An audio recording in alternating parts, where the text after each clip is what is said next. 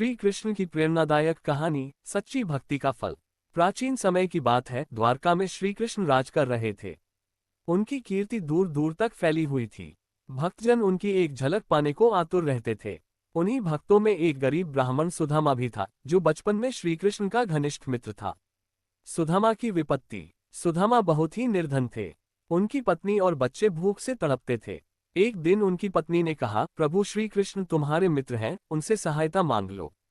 पहले तो सुदामा हिचकिचाए, लेकिन पत्नी के कहने पर वह श्री कृष्ण से मिलने द्वारका चल पड़े। सच्ची मित्रता की पहचान। सुदामा के पास श्री कृष्ण को देने के लिए कुछ नहीं था, इसलिए उनकी पत्नी ने थोड़ा सा सत्तू चिवड़ा एक कपड़े में बांध कर दे दिया। जब वह द्वारका पहुंचे तो महल का वैभव देखकर चकित रह गए। लेकिन जैसे ही श्री कृष्ण ने अपने बाल सखा को देखा, वे दौड़कर आए और सुदामा को गले लगा लिया।